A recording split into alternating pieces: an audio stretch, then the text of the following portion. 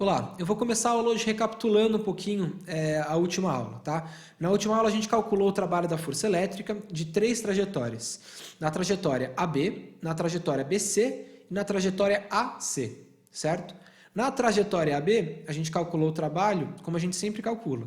Força elétrica vezes deslocamento vezes cosseno do ângulo. E no caso do deslocamento desse caso é distância AB, certo? A força elétrica eu posso substituir por Q vezes E. A distância é DAB e o cosseno nesse caso é zero, porque é o cosseno entre a força que está para baixo e a distância e o deslocamento que também está para baixo, certo? Cosseno de zero é 1, então o trabalho é Q vezes E vezes distância de AB. Ótimo. Calculamos em seguida o trabalho para ele ir de B até C. E para ele ir de B até C, eu usava a mesma equação. Só que qual que era o problema? O cosseno do ângulo, nesse caso, é o cosseno de 90, porque a força elétrica está para baixo e o deslocamento está para a direita. Então, nesse caso, com cosseno de 90 é zero, o trabalho de BC é 0 joules, certo? E em seguida, para acabar, a gente calculou o trabalho para ele ir de A até C. E para ele ir de A até C, a gente usou a mesma equação, força elétrica vezes distância vezes cosseno do ângulo.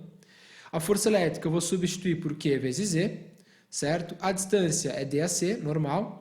Agora, o cosseno desse ângulo é o cosseno desse triângulo aqui, daquele ângulo ali em cima, entre BAC, certo? E o cosseno desse ângulo vai ser justamente cateto adjacente, que é DAB, sobre hipotenusa, que é DAC. Aí eu substituo e eu chego na conclusão de que o DAC vai cancelar e a nossa equação para calcular o trabalho de AC é exatamente igual ao da primeira trajetória, a trajetória B.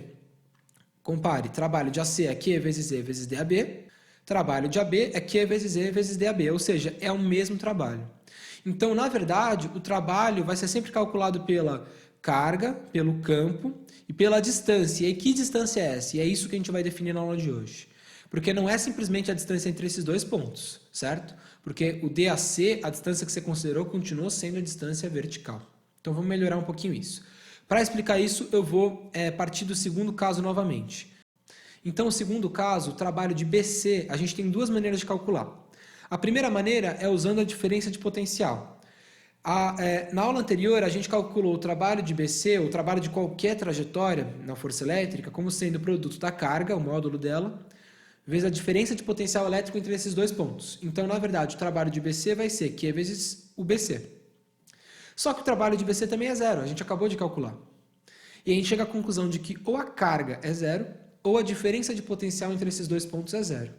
Nesse caso, a carga não pode ser zero, então a diferença de potencial elétrico é 0 volts. Então, por que será que o trabalho de AC era o mesmo de AB? Porque o trabalho de AB mais o trabalho de BC, certo? O trabalho de AB mais o trabalho de BC deve ser o trabalho de A até C. Só que o trabalho de B até C é zero, certo? Então, que distância é essa que a gente vai usar? Então, vamos tentar trabalhar nessa diferença de potencial BC. Ele é 0 volts. Ou seja, B e C possuem o mesmo potencial elétrico, porque a diferença é zero.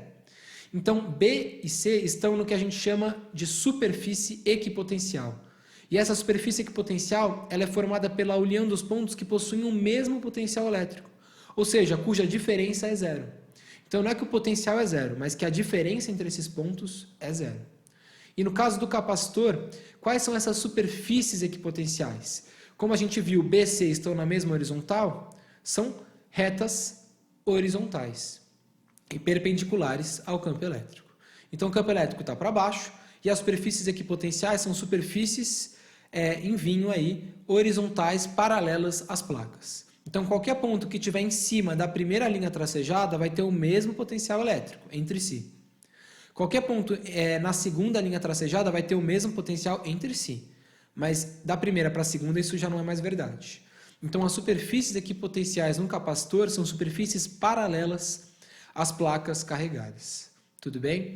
E nesse caso agora, qual distância que a gente vai usar? Tanto na equação U igual a E vezes D, quanto na equação do trabalho. Que distância que a gente vai usar? É a distância entre as superfícies equipotenciais.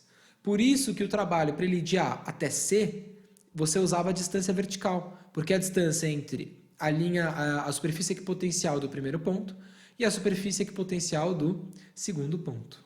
Tudo bem? Então você usava a distância vertical porque era a distância entre as duas superfícies equipotenciais. Para encerrar, eu queria falar agora um pouco sobre a superfície equipotencial de uma carga elétrica.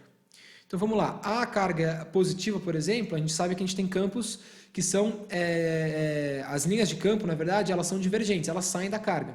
Se eu pensar agora numa simetria, pelo menos em duas dimensões nesse caso, a superfície equipotencial de uma carga positiva ou negativa vai ser circunferências que estão centradas na carga positiva. Ou seja, qualquer ponto em cima da primeira linha tracejada, aqui da primeira curva tracejada, vai possuir o mesmo potencial elétrico entre si. Qualquer ponto na segunda vai possuir o mesmo potencial elétrico entre si. Mas da primeira para a segunda isso já não é mais verdade. E se eu extrapolar isso para 3 dimensões, as superfícies equipotenciais de uma carga em 3 dimensões vão ser essas cascas esféricas aí, uma dentro da outra, todas centradas na carga positiva ou negativa nesse caso. Tudo bem? Então, superfícies equipotenciais são superfícies em que os pontos possuem o mesmo potencial elétrico e que a diferença de potencial é zero, portanto.